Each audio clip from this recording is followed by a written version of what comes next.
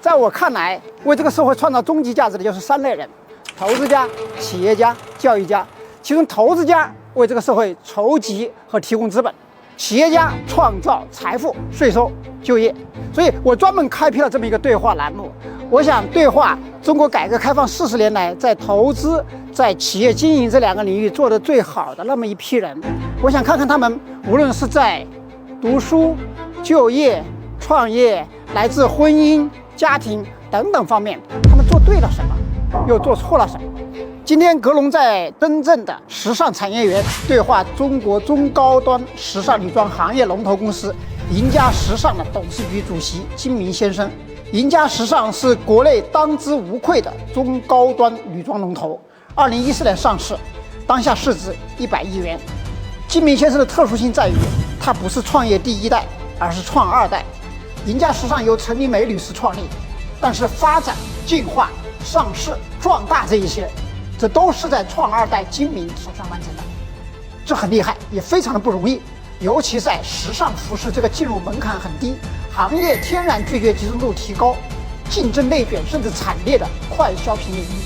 所以我特地安排了这一次对谈，我想看看作为创2代的金明先生，他到底经历了什么，又有哪些经验和教训。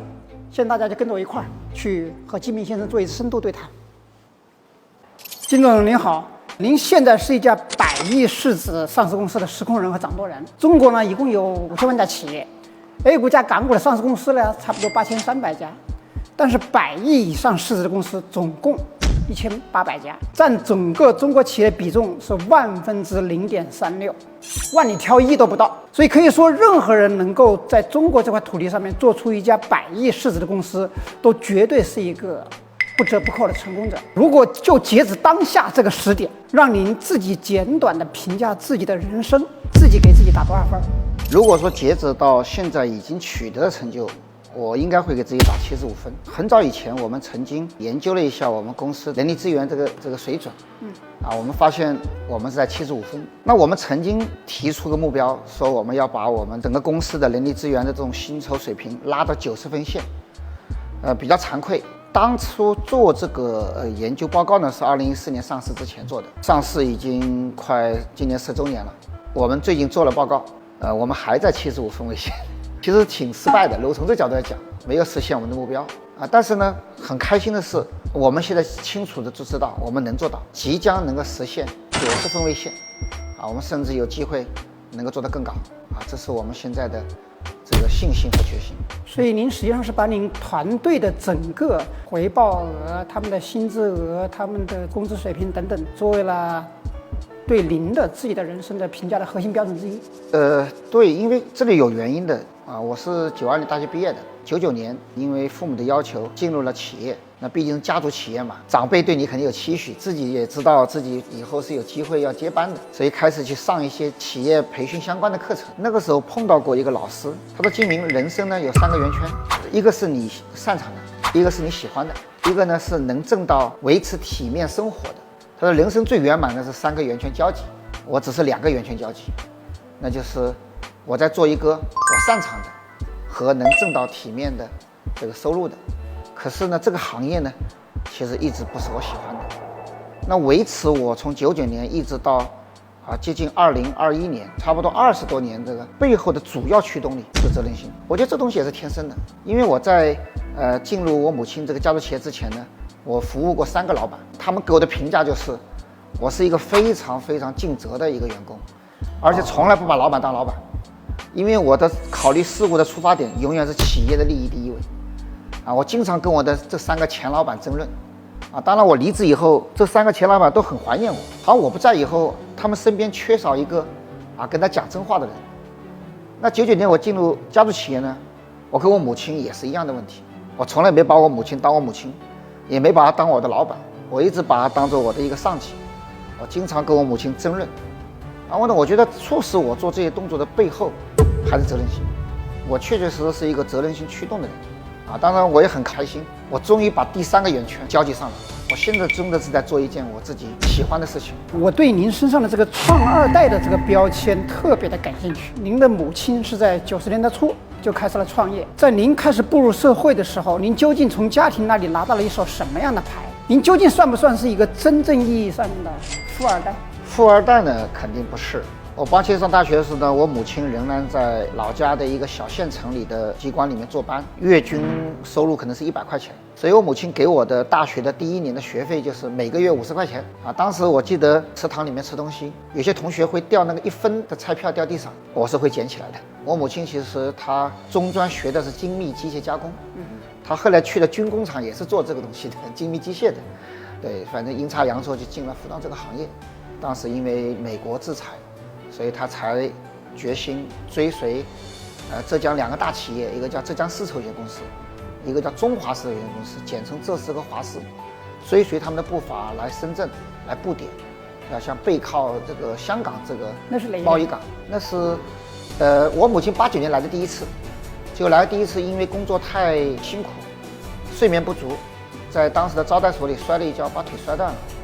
又回了老家，92年他才重新来到深圳，建的厂，当时这个厂其实是国营性质的，相当于是老家的国营企业，在这儿建了一个分厂，当然也很容易的就跟那些文学作品的故事一样，就被一个狡诈的香港人骗了，确实被骗了，确实被骗了有一单 FOB 真丝电力坊 FOB 货到了香港，货款就不见了，人也不见了，这个县领导就是来劝我母亲交学费嘛。那一年我母亲48岁，那我母亲就觉得人生很失败，她觉得这个是回去灰溜溜的，实在太没面子，她就跟当地政府领导提出来说，我个人承担这个国资企业的债务，相当于进行了股权改革，债务我妈背，深圳这个分工厂产权就变成我母亲，她这样子才算真正意义的开始下海那个时候都已经是1994年95年了。那后来海盐批发市场有一个潮汕一个女士，专门做这种聚酯纤维的长裤她后来找到我母亲，她说听说你这个工厂做的产品质量很好，她说我有这个长裤，然后让我妈报了一个加工费，我妈就斗胆报了一个，她说很便宜很好，然后每天早上一台50铃就拉个10几卷布，然后每天5、6点钟，她就拿一个红塑料袋，里面是她收的批发的现金，到我母亲办公室，然后数那裤子有多少条，就现场掏现金人民币，就连续持续了1个多月。然后我母亲就说，原来这个批发市场生意这么好做，那个时候叫内销市场。所以这样子，我母亲95年就开始尝试进入这个内销市场。后来深圳当时华强路在理论世界1楼还拿不动，没钱，到2楼拿了一个3乘3平方的档口，没有积蓄，也没有这个启动资本，就把历史上加工单留下来的这布头拿来做。那个尼龙布呢，就做个运动装；聚酯纤维呢，就拿来可能做个裤子；那么羊毛呢，就做个西装，就各种东西全都做的，没有定位的。卖了一段时间下来呢，发现职业女装的需求比较大，因为当时的几个职业女装品牌呢，都是香港的，码数很小。深圳呢是全广东独一无二的市场，这里是北方人为主市场他们要大码，所以我母亲那个时候就提出来，我要做个职业女装。她说：“金明，你给我取一个品牌名字。”她说：“你爸取了个名字，我不太满意，我就取了一个名字叫纳尔斯，按我母亲的要求，用汉语拼音能拼写，但是看上去呢又像个洋名。可以说，我们全家族的转折点是从这件事情开始。其实我们确实是赶上了改革红利，1995年到2015年，这20年是中国国内消费市场高速成长的20年。其实94年背着400万债的时候，我父亲觉得这一家都毁掉了，这一辈子不可能还得掉这个钱，因为那个时候1年的净利润可能就30-40万，而且是看不见现金的。我们往往付工资的时候都还要再筹钱付工资。当然，人到了不同的年代，想法不一样。现在我们觉得50岁不是个事儿，对吧？很多那个企业家都干到70、80还在干。但是我父母那个时候呢，他们俩都50了，他们觉得年纪已经很大了，不行，得找接班人。所以98年的时候呢，我爸我弟就找到我，也不叫接班，就是来帮家里。因为我父母觉得他们想做品牌，那我母亲认为做高价的东西呢是要进百货的，要在百货里面拿专柜。那个时候百货也是刚起步，百货里面的招商甚至包括总经理都只有30岁上下。那我父母呢那个时候都已经50岁了，他就觉得跟他们打交道不大好打，他们希望我来代表去跟市场打交道，所以我是99年1月1号回到家族企业的。我的第一份工作其实就是跑市场，去开店。我妈给我的工资是4800，她给她自己发的工资是6800，我到现在记得。我这份工作干了挺久的，市场部从经理开始干起，干到了最后是市场副总经理。这个我是中国科学技术大学毕业的嘛，中科大嘛。那我在这个行业里基本上找不到我的同学，一个都没找到过。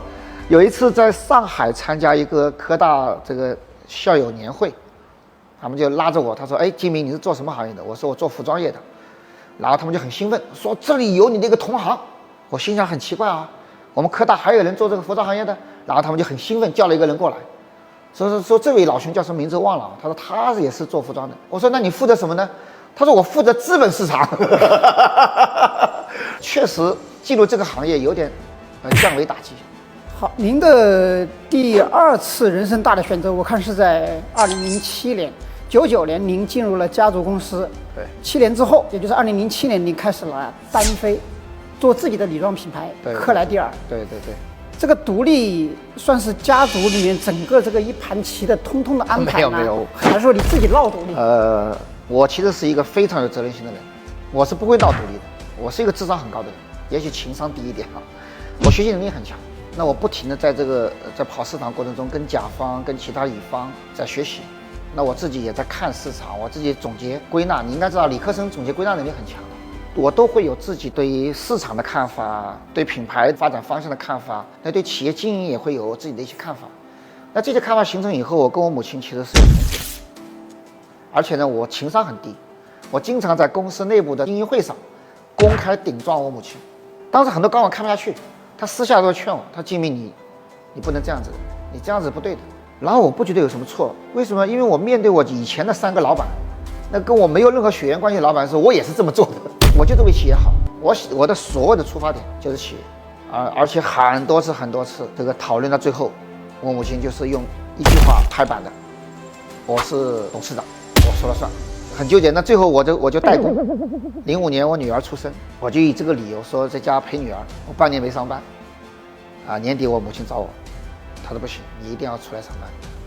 我说我觉得上班的话，企业会好，但是会损害我们的母子关系。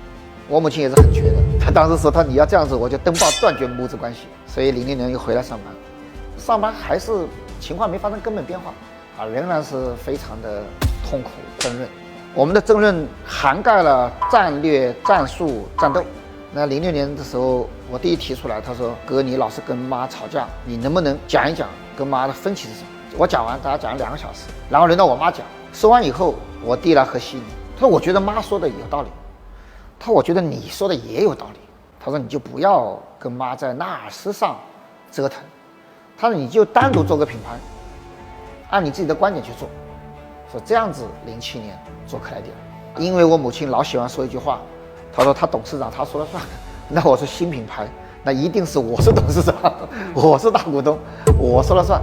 那我看后面的数据来看，克莱蒂尔你创立的这个品牌，其实从销售额上面是后来居上的，这能不能说明其实你的很多认知事实上比您母亲是要对一些？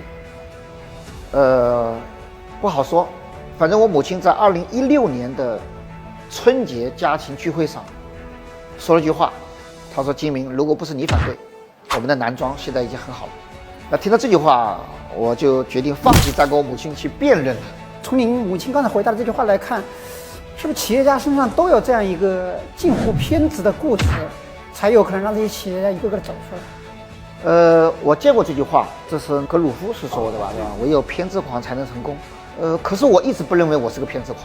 就进入行业20多年，我都不是情怀驱动的，我仅仅是责任心驱动。您看，您从2007年开始单飞，2014年港股上市，2019年收购了家族的公司的其他品牌，实现了整体上市。至少从表面上来看您的整个创业历程顺风顺水，是的，波澜不惊。所以您复盘过没有？这种顺风顺水有多少原因是因为您个人的聪慧、才智、坚韧能力？有多少是因为时代的原因，有多少是幸运？我也曾经会认为很多成功是我们自己努力，我们自己怎么样做得好。反过头来看，我们做的问题很严重。对，当然我们的严重呢，跟我们同行比起来呢，都差不多，所以大家都差不多在犯同样的错误。所以我现在比过去更加坚定地相信，我们过去的成功是时代的红利。能够再复制出10亿级的吗？10亿级已经不是我们的目标了。你能不能踩准这个节奏？这是个巨大挑战。我刚刚这句话价值千金。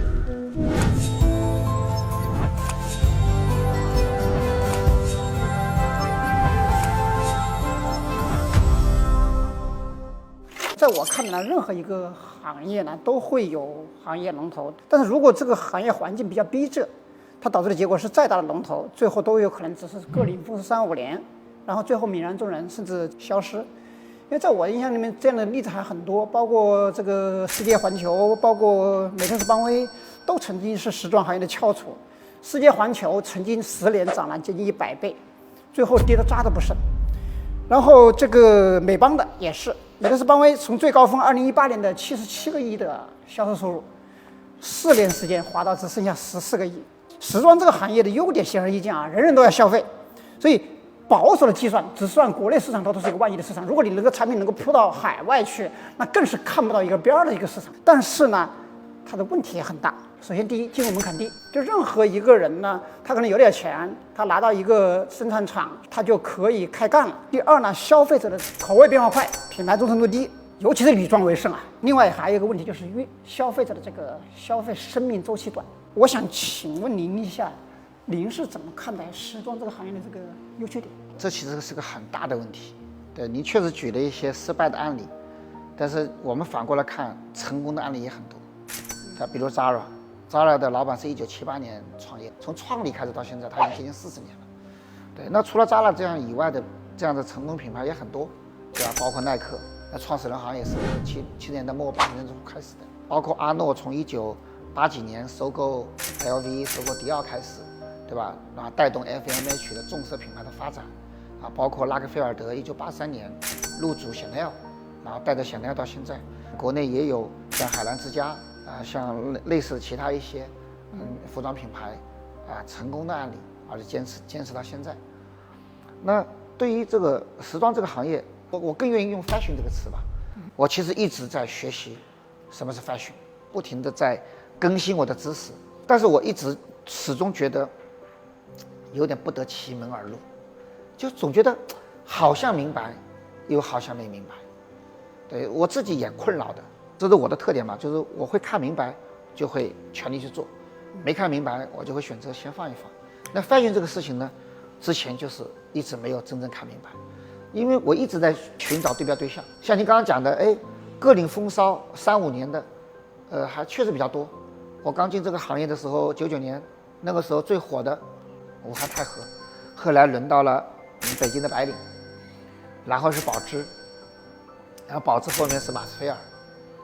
现在这几年过去的5年应该是，知和，然后我们同行有一个品牌叫雅云，影响力也还是挺大的。对，确实他们在不停的，有点像您说的，各领风骚。这种变迁速度是不是恰恰说明了这个时装这个行业不是一个性感行业？不，恰恰说明我们大家都没有做对，我们大家其实没有真正领略fashion的奥义，没有明白真正的品牌是怎么做的。所以，您的意思其实是说，时装这个行业仍然还是一个非常不错的、非常好的、市场非常大的一个行业，前景也不错，但是肯定不是一个能够遍地黄金就躺着就能赚钱的行业。只不过就是因为说，在这里面的这个进入者呢，在很多方面做得不够好，所以关键是在这个领域怎么做，是吧？钱是有的，怎么做？关键是怎么做强。您是认为一个时装企业究竟是靠什么在挣钱，或者时装企业的核心竞争力是什么？是产品，是供应链，是营销，是品牌，还是其他？首先我们要知道，企业经营呢其实是没有一个定的模式的，这个真的跟你的定位有关系。对于优衣库来说，因为它是一个高性价比品牌，所以高性价比一定是优衣库的核心竞争力。我们把商品力分成3个商品力，就表层商品力、中层商品力和核心商品力。那么对于我们这种高单价、高价位对这种顾客消费者来说，我们认为那性价比一定不是它的核心商品力。一个企业之所以成功，是你一定给消费者你的商品或者服务给消费者带来价值。他把这个价值呢分成4层面价值，一个叫经济性，一个叫便利性，一个叫品质性，最后一个呢就叫高感性。那个老师举案例的时候呢，讲经济性、便利性和品质性呢，我们都很容易懂，对吧？他说，经济性，比如说为什么超市火？因为超市带来了非常便宜的商品。那什么是便利性？那就是电商嘛。为什么电商比超市还要好？因为它既有超市的经济性，同时又增加了便利性。那么品质也很容易理解，对吧？为什么格力的空调，对吧？到今天为止在市场还有很强的竞争力，因为它的品质性确实非常好。但就是高感性这件事情，我们一直很难理解，因为它跟我的另外一个困扰结合在一起了，就到底什么是时尚？讲新零售的时候，特别喜欢讲一句话，说现在的消费者跟原来最大区别是，现在消费者需求更加个性化。那么个性化是不是 fashion？ 直到我现在对标了奢侈品，我突然就豁然开朗。对，我认为消费者对我们的产品的核心的需求，就希望我们的东西要大牌。这个大牌不仅仅是一个穿着体验，也包括这个品牌给消费者整体形象。就我们能不能像那些耳熟能详的品牌一样，能够占领他消费者心智？他看到了我的 logo， 他看到了我的门店，他看到了我的一个宣传片，或者他穿上我的衣服，他都能够由内向外，整体由衷的感觉到，哇，我正在享受一个大牌的产品和服务。这个我认为，对我们这样的高倍率的品牌来讲，是我们的核心商品力。市场上规模超过10个亿的中高端品牌、女装品牌凤毛麟角，但是很奇怪，我看到你们公司有3个，克莱蒂尔、奈尔斯、耐克，3个单品都超过了10亿的超级女装品牌。从商业模式上面说，这个不能不说是一个奇迹啊！所以我非常好奇，你们是怎么做到的？我们经常把企业管理我们叫3个 M， 就 MD、MK 和 MG， 对吧？那 MK 是市场市场营运营销，MD 是商品打造，那 MG 呢是怎么样把 MD 和 MK 结合起来的企业经营管理。我之前呢认为呢，我们比较强项的呢是在 MG 和 MK，我们是比较早进行品牌接近直营化的这个公司，我们比较早的，因为大部分的公司还是比较强化经销的。那么这一块呢是我们比较早可能做直营化，这让我们对市场的反应会比较快，我们也会比较守得住。当市场出现一定波动的时候，经销商可能会很快就会收手甚至收山或者停下来，但直营它有目标嘛，驱动力、执行力会更强。那么我们在 MD 和 MK 的背后的这 MG 呢，也是比较早做得好的。我们在内部有一个内部定价机制，这样子每一个部门的贡献是比较可视可衡量、可量化。那同时呢，我又从华为那边学习了一个很重要的东西，就一定要这个财散人聚，对吧？要学会分钱。按照你们这种路径，你们认为能够再复制出10亿级的吗？首先，10亿级已经不是我们的目标了。其实我们现在最开心的事情是我们认知到了，即使克莱蒂尔这样的主力品牌，其实它的成长空间都很大。我现在给克莱蒂尔的目标就是，首先要迈过50亿这个坎，然后目标应该是奔100个亿。很重要的原因就是我突然意识到，我们的品牌产品其实做得不够好，2方面不够好。一方面呢，我们品牌的产品呢没有给消费者留下足够的深的印象。第二个呢，我们的产品结构也不合理。举个例子，现在市面上比较做连衣裙的核心材质，我们在真丝、羊毛、羊绒方面应用到连衣裙上做的非常有限。那背后的原因是什么？因为我们本身是高倍率品牌嘛，那一旦用了好材质以后呢，这个衣服的价格都上天了，那消费者会觉得我为什么买你的？奢侈品是多少钱？你品牌又不如别人大牌，你东西还那么贵。我们就意识到，我们的产品其实做的不够好，我们的质价比太低，我们的好材料用的太少，那这都是我们要去调整的。一般来说，在时装行业会有一个品牌的20年的这个魔咒效应，就是说一个品牌20年了，它就会老化了，然后呢，基本上就不会有什么太大的市场空间了。而你们现在这3个品牌，这个年纪都不算小了。最早的拉尔斯有28年的历史了，克莱蒂尔有17年，然后第3个最年轻的耐克也有16年。所以您是不认为有这么一个魔咒存在？对，前面我特地跟您解释了嘛，我说既有 Esprit、美邦这样失败的案例，但是也有像Zara、像优衣库、像 LV、Chanel 这些品牌成功的案例嘛。对，我们要向成功的品牌学习，不存在20年魔咒。对吧？20年魔咒的背后本质其实是我们对品牌的理解不对，我们对产品的打造不对，我们没有把产品的真正的价值沉淀下来，这是我们的问题。我们单纯的把 fashion 理解为变化，可是实际上这个变化是在不变中的变化。我举个例子，行业里经常说一句话，说时尚是轮转的。这2年轮转这个叫 quiet luxury。轮转这个美拉德，说这个事情其实10几年前、20年前，这个流行过。那我们如果去看回20年前的香奈儿，你就会发现，从83年拉克菲尔德主理香奈儿开始，这20年香奈儿的主旨是没有变过的，但是它会跟上流行趋势。就当有流行趋势来的时候，香奈儿会跟着变化，它会跟着变化，但这个变化的前提是它的底层的基石它是没有动摇的，就它给消费者这个品牌的核心影响是没变过的。大品牌和我们一般品牌最大不同是，新的东西它会拥抱的同时，它会沉淀。它一旦认为这个新拥抱的东西能够有持续，它就把它沉淀下来，然后它的基石又被加厚了。它的基石也不是一成不变的，它的基石还在不断被夯实的，这才是大品牌最牛逼的地方。对于时装公司而言，你的每年都会面临一个挑战，就是下一年的 fashion 是什么样子的，你能不能踩准这个节奏，这是个巨大挑战，类似于踩钢丝，踩不好可能就掉下去了，甚至涉及到公司生死存亡。就比如说你刚刚讲的流行色的事情，大家基本上判断错误的很少，但问题最难的是怎么把流行色跟你这个品牌这盘货结合起来，这个转化才是挑战。比如我举个例子，某一个品牌它可能比较擅长做美拉德颜色，今年流行紫色，那你要去找这美拉德配色和紫色的配色，你要去调这个紫色的转化。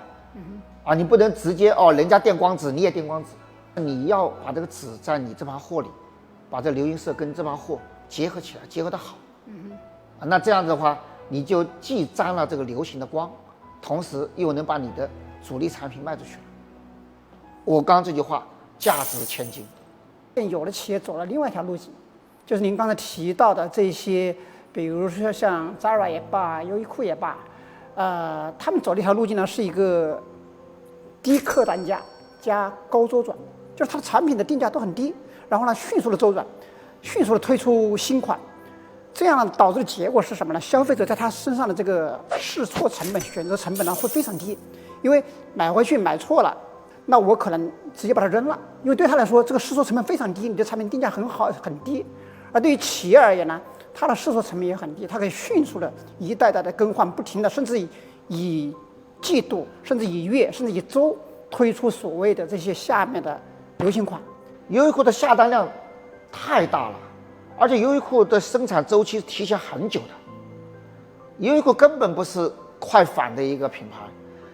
它下单量那么大，它要是试错了，它成本很高很高的。它试错的量实际是很小的，它的基本款量是非常大的。奢侈品也是这么做的。就在我看来，高倍率低倍率只是你选择的这个市场是一个什么样市场，但是他家在做货的逻辑上，我认为是一样的。我们现在是一个定位的是一个中高端女装品牌，是的。那么未来有没有可能尝试类似于像 Zara、像优衣库这样的？我们选择不这么做。不这么做的原因有2个，是我们有一个高端产品 DNA， 我们的这个团队不管是老的新的都无法接受低品质的东西。第二个呢，就我自己对供应链的了解，低倍率的品牌其实对市场的供应链的控制能力非常强。我们在做那块市场，我认为会事倍功半，所以我更倾向于去做高价市场。不是你们的核心竞争力所在。对，但事实上你也看到了，跑出了这个优衣库这样的5000亿市值的公司，跑出了Zara这样9000亿市值的公司。对，你们不羡慕这样一个市值可是 LVMH 市值也是3000亿欧元啊。？OK，你会发现两边都有优秀的企业。所以您的路径和血缘 DNA 你更倾向于往高端靠。对，我注意到您说的，你们未来的产品会向一个轻奢方向发展。您刚才也解释了，和您的 DNA 比较匹配，和你们的这个路径也比较匹配。但是还有一个时代的原因。这样讲，其实全球的纺织品的优质供应链呢，都在中国。但是这些优质的纺织品供应链呢，之前没有跟国内品牌结合，他们基本上都服务国际品牌。那现在呢，因为中美贸易战，因为欧盟和中国之间切割，使得这些优质的供应链必须寻找国内的品牌合作，这就是我们的机会。但这个我认为是个窗口机会，因为优质的供应链的产能其实是有限的，你一旦抓住了，别人再来拿就很难了。我现在让你从头来做这家企业，您觉得还有机会做起来吗？现在我肯定有信心，有方法论了，跟以前会不一样了。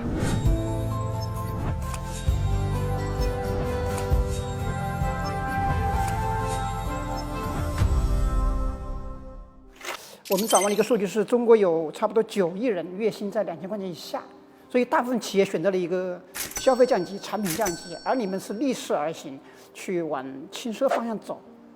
你觉得这个？你某种角度你也可以理解，这就是红海战略和蓝海战略嘛。大部分人都在往下面走，其实这意味着这是一个红海市场，会打得更卷。会打得更卷。对，那这里面又是一个我们的机会是什么？因为中国的女性消费者，她受中国文化的影响，她还是跟国际品牌所定义的核心客群是有差异的。这就是机会。我举个例子，我们叫忠诚商品力，叫显白、显瘦、显高。这个包括前2天一个顾客来看我们的花纱，他说你这个比香奈儿好。他说香奈儿的花纱外套穿起来很显胖的，对不对？因为现在花纱火嘛，他又想穿质量好的羊毛花纱，又想显瘦，那这就是我们的机会啊！即使奢侈品很强势，我们也能够通过我们产品的优化，从他那里抢到他的优质客户。我看了一下公司报表啊，你们的毛利率差不多有80个点，很高了，但是净利率呢，差不多只有10个点左右。这个其中消失的这个70个点呢，毫无疑问是被3项费用吞了，尤其是被销售费用吃掉了。所以我自己的理解啊，销售是不是时装公司最大的痛点和软肋？就当下而言，或者说过去的20多年的赢家公司而言，是的。未来不是？应该不是，因为我们的倍率很高，所以在当季销售的时候，它就显得它的毛利率很高。可是我们的产销比不高，那当季消费的它是以这个高价格卖掉的，可是下一季它就做不到了，因为我们原来有个误区，我们把产品的标签就2个标签，一个叫新款，一个叫老款。可是奢侈品不是，奢侈品只有基本款、经典款和时尚款。在奢侈品那里，只有时尚款下一季是不值钱的，它的基本款和经典款是会一直高价在卖的。这就是奢侈品值得我们学习的货品结构。另外呢，之所以渠道费用高，其实是我们的日销不够好。我们太依赖于重大的促销节日的销售，那使得这个促销费用就高了嘛。那促销费用有的是反映在折扣上，它有的时候没有反映在折扣上，所以你的毛利率看着很高，但你其他的销售费用就太大了。所以那怎么样提高日销？其实就是你的品牌打造了。你把你的每一个品牌都打造成某个品类的强势品牌的时候，那消费者在日常想到这个品类需求的时候，他就来你这儿购买，那你的日销就能提高上去了。现在网上销售额已经超过了全社会销售额的50%以上，一个主播一台手机就能够开播，就能够带货，这个令传统的销售的这种商超啊、门店啊这种模式啊受到了很大的冲击，也令整个消费品产业啊有点无所适从，非常卷。但是我看到赢家时尚，你们是特别强调了，你们还是坚持线下渠道为主，这是基于一个什么样的考量？还是跟我们的所属的这个行业类型有关。我们是一个高端的时尚行业，我们不是一个标品行业。我们认为标品行业呢，可能线上购买更便利，那我们是个非标品，消费者的体验还是变得非常重要。这是一个。第二个呢，我从来不抗拒线上，但是我认为线上线下其实是应该打通的。实际上，我们今年比往年更加重视线上。我们今年主动要把我们的天猫的原来的这个店，从原来的卖折扣品为主，转向卖正价，因为我们认为，最重要的不是在线上实现多少销售额，最重要的是怎么样去扩大品牌的声量。所以您是把线上这一块当做一个橱窗效应来展示。您认为这种高端品更多的时候还是需要线下的一种认知和体验？对，我们没有把线上作为一个纯粹的交易平台来看，我们对线上的这个运营的成交是放在第二位的，第一位其实是品牌的露出，是品牌的教育，是品牌的宣传。所以您还是坚持倾向于认为，对于这种中高端，尤其是偏向轻奢的这样的商品，应该是更多的线下的这种体验会更加亲近消费者。严格的说，因为对品牌打造的更深度的理解，我们现在更加重视线上的运营。我们认为线上会比以往要更加高效率的去给顾客留下品牌的印记了。因为我们的产品现在开始已经承载了品牌的印记了。当初为什么要上市啊？我认为一个员工的收入其实应该让资本市场来评估更合理，这是最主要的一个原因。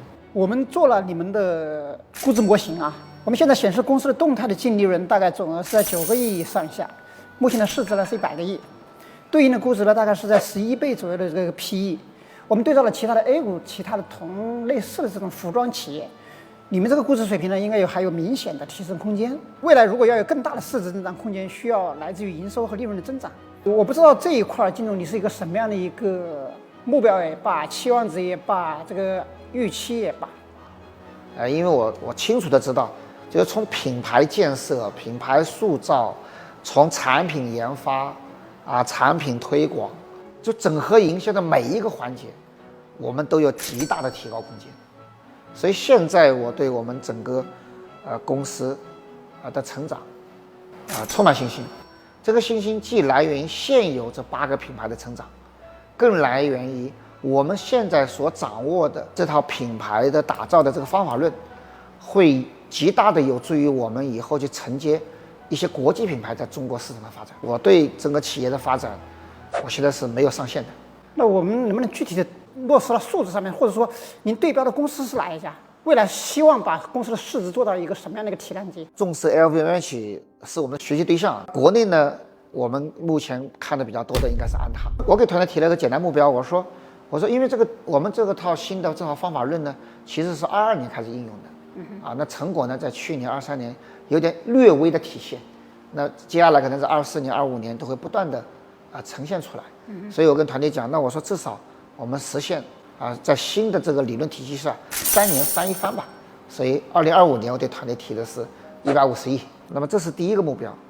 那第二个目标呢，我们可能就是2030年了，150再翻一番，300，但不一定是现在这几品牌。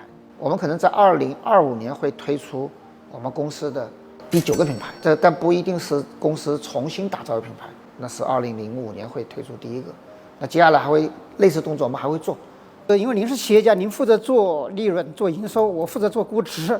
如果您做到300亿的这个营收，那么基本上就意味着您的市值应该是到1000亿左右了。因为估值确实不是我负责的，我现在目标就2个了，一个是刚才讲的这种把规模做大，同时我们的经营的效率也会提高。那品牌运作的每个环节可以改善，其实就是企业运营的每个环节可以改善。那整个环节的改善的话，我们的利润率我们也是有机会提高的。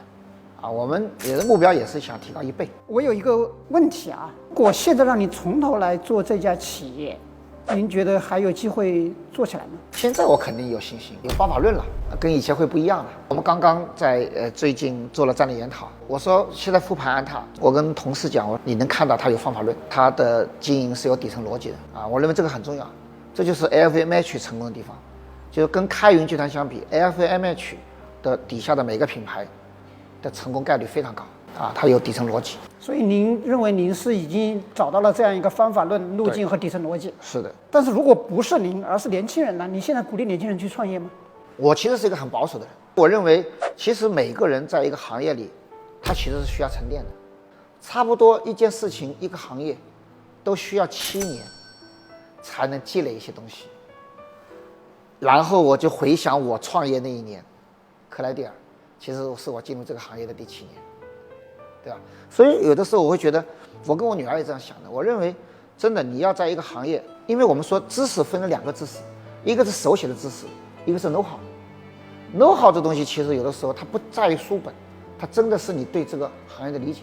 您现在已经是一家100亿市值上市公司的老总了，毫无疑问已经财务自由了。估计你原来不能买的或者买不到的东西你都能买了。那么在这个时点里面，如果让你评估回顾你的人生，你觉得你最大的遗憾是什么？那我最大的遗憾就是我的品牌一直不够强，我们的品牌一直没有江湖地位，这应该是我内心其实蛮大的一个遗憾。而现在我有信心，快3年，慢5年，我们一定可以把我们的品牌树起来。OK，撇开你的公司，撇开你的产品，你还有什么大的遗憾吗？我应该没什么遗憾。我的人生其实确实一直是比较顺风顺水。你觉得人活一辈子，人生的意义究竟？我确实曾经有一段时间，这样讲起来，我其实是有人生的曾经挫折期的。当你身体不好的时候，你对未来是没有期待的。我记得我03年发病以后，那个时候确实电脑也看不进去，一会儿就累了。对，那个可能真的人是容易遗忘，那应该是我人生最痛苦的一段时间。对，现在回想啊，确实健康确实很重要，我同意这个观点。因为我现在身体确实是，可能我现在状态是我一直以来最好的健康状态啊，所以可能就忘了原来不健康的时候的痛苦。现在因为你也知道经济在下行，所以呢，年轻人呢或多或少存在着一些对未来的一些迷惘感、无力感。假设你现在在台上，台下坐着一大批这样的90后、00后的年轻人，让您对他们推心置腹的说几句话，您会说什么？我会说一句很重要的，就唯物主义的历史观，人类一定是向前进步的，一定是向前进的。可能某个区域、某个国家会有一些痛苦回转，但整个人类历史一直向前进的，所以一定要相信一代胜过一代，未来会很好，一定是的。事实上，我的座右铭，你可能没进我办公室，我的办公室座右铭叫 Tomorrow is better。 Tomorrow is better。